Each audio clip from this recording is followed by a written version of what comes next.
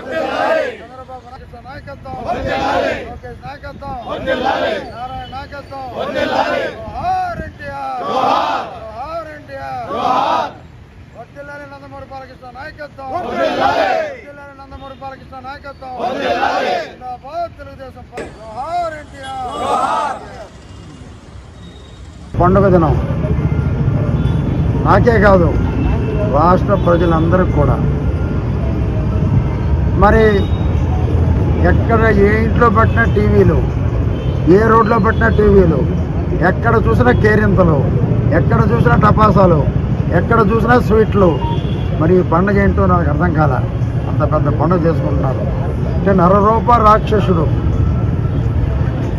దీపావళిలో నరకాసుడు వదట జరిగిందో అంతకన్నా ఘోరంగా చూసుకుంటున్నారు ఈరోజు ప్రజలు. నేను ముందే చెప్పా పోలీస్కి, అధికారం చేస్తాం కాదు, మీరు వన్ సైడ్ పోతున్నారు, దెబ్బతింటారని. వినలే. ముందే వైసీపీ కార్యకర్తలు చెప్పా, అనవసరంగా మా పార్టీ జోలికి వస్తున్నారు, మంచిది కాదు, అధికారం చేస్తాం కాదు చెప్పా. వినలే. అయితే నెల్లూరుకు ఒక గర్వకారణం, రాష్ట్రంలో అన్ని నియోజకవర్గాల్లో 3 సంవత్సరాల్లో ఉద్యమాలు స్టార్ట్ అయితే నెల్లూరులో మాత్రం 3వ రోజే ఉద్యమం స్టార్ట్ అయింది. 3వ రోజే. 10 రోజుల్లో ఎప్పుడైనా ఒక ప్రభుత్వం వచ్చినప్పుడు, కొత్తగా ఇల్లు కట్టినప్పుడు ఆ ఇంటికి అరటి చెట్లు కడతారు, ఆ ఇంటికి గోమాతం తెస్తారు, రకరకాల ఏ మతం చేసుకోవాలంటే ఆ మతం పూజలు చేసుకుంటారు, ప్రార్థనలు చేసుకుంటారు.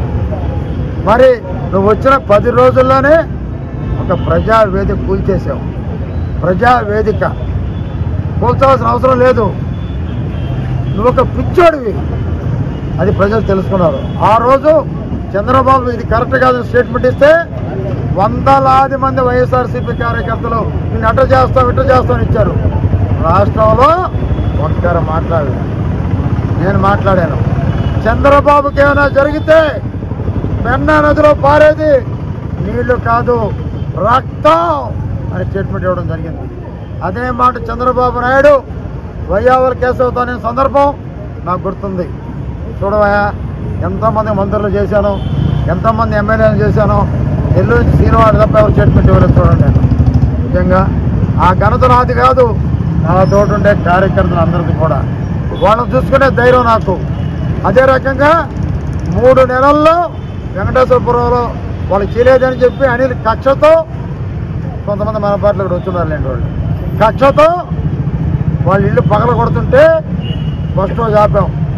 2వ రోజు ప్రకాశం జిల్లా నుంచి పోలీసులు తీసుకొచ్చి 600 మందిని బట్టి ఎక్కడో నన్ను అవసరం చేసి ఆ ఇల్లు పగల కొట్టారు. నేను తప్పించుకొని స్కూటర్ ఎక్కి సెంటర్ దాకపోతే 600 మంది పోలీసులు నన్ను ముట్టడిచ్చారు.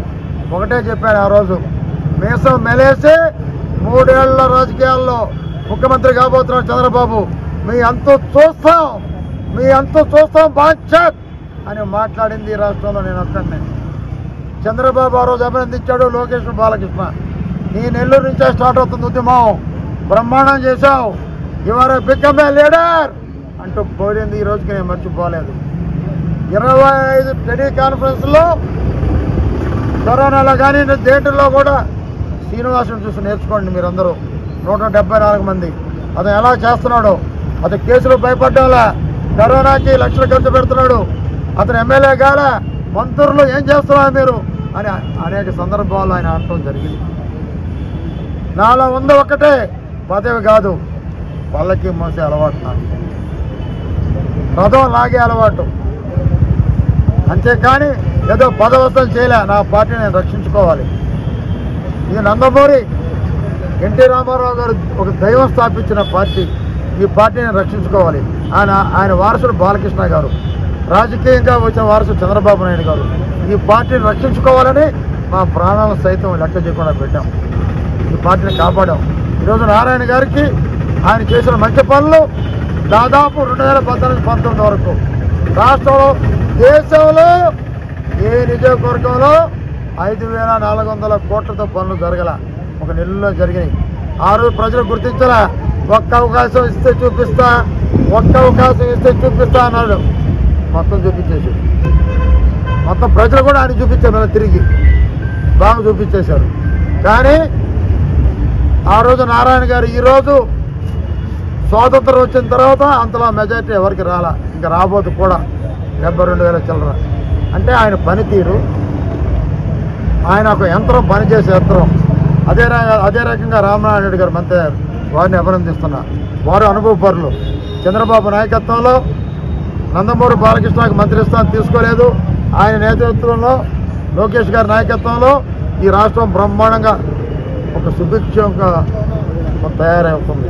రైతాంగం కానీ, పరిశ్రమలు కానివ్వండి, విద్యార్థులు కానివ్వండి, కార్మికులు కానివ్వండి, అదే రకంగా ఆటో కార్మికులు అందరూ కూడా, రిక్షా కార్మికులు అందరూ బాగుపడే రోజు దగ్గరికి వచ్చాయని చెప్పి నేను తెలియజేస్తా ఉన్నా.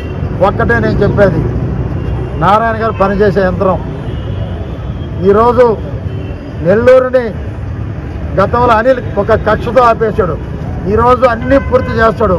ఇంకా నెల్లూరుకి మరో 11,000 కోట్లు తెస్తాడు నమ్మకం మాకుంది. ఈ రాష్ట్రంలో చంద్రబాబు నాయకత్వంలో అనేక పరిశ్రమలు రాబోతున్నాయి. ఆ పరిశ్రమలు మొత్తం మనం ఆదాయం పెంచుకోబోతున్నాం. ఎన్ని హామీలు ఇచ్చారో ఆ హామీలన్నీ చేసేటటువంటి సత్తా, సమర్థత ఒక చంద్రబాబు నాయుడికి మాత్రమే ఉంది. అందుకే ఈ రాష్ట్రంలో ఆయన నాయకత్వాన్ని ప్రజలు కోరుకున్నారు. ఒత్తిందే ఒత్తుడు, సైకిల్ మీద ఓట్లు ఒత్తిందే ఒత్తుడు, అంత బ్రహ్మాండంగా చేశారు. నేనైతే ఒకటి తెలియజేస్తున్నా, పోలీసు మమ్మల్ని బాగా ఇబ్బంది పెట్టారు. నా మీద 64 కేసులు పెట్టారు, మా కార్యకర్త మీద కేసులు పెట్టారు. పోలీసులు నేను చెప్పా, వినలా వాళ్ళు. 3-4 నెలల ముందు కూడా చెప్పా, మేము అధికారంలోకి వస్తున్నాం జాగ్రత్త అన్న. వాళ్ళు వెనకపోయారుగా, నేను వెనకపోరా. ఈరోజు సారీ చెప్తున్నారు, ఐఎమ్ సో సారీ అంటున్నారు, క్షమించమన్నారు. ఎవరిని క్షమించేది జరగదు. మా కార్యకర్తలు ఎవరు ఇబ్బంది పెట్టారో, వైసీపీ కార్యకర్తలు కానివ్వండి, పోలీసులు కానివ్వండి, ఎవరినైనా కానివ్వండి, ఎవరు గమ్మకుండా నేను గమ్మగా ఉండే ప్రశ్నే లేదు. మా కార్యకర్తలు ఎవరిని ఇబ్బంది పెట్టినా, పోలీసులు ఎవరినైనా మమ్మల్ని ఒక్కంత ఇబ్బంది పెడితే మేము 10 ఇబ్బంది పెడతామని కూడా తెలియజేస్తున్నా. చేసి చూపిస్తానని చెప్పి నేను తెలియజేస్తున్నా. మరొక్కసారి ఒక పనిచేసే యంత్రం లాంటి వ్యక్తి నారాయణ గారికి ప్రత్యేక అభినందన తెలుపుతూ, రామనారాయణకి మా కృతజ్ఞత తెలియజేస్తూ, నారాయణ గారి వెంట ఉంటాం, నారాయణ గారి వెంట నడుస్తాం, ఈ నెల్లూరును బాగుపరుస్తాం, మద్రాసు బెంగళూరుతో పోటీ పడతాం, నెల్లూరును అందంగా తయారు చేసి ప్రతి వీధికి ఐ లవ్ నెల్లూరు బోర్డు పెట్టిస్తాం, అందంగా తీర్చిదిద్దామని కూడా తెలియజేస్తున్నాం. మరిన్ని వీడియోస్ కోసం ఛానల్ ని సబ్స్క్రైబ్ చేయండి, లేటెస్ట్ అప్డేట్స్ కోసం వాట్సాప్ ఛానల్ ని ఫాలో చేయండి, అండ్ లింక్ డిస్క్రిప్షన్ లో ఉంది.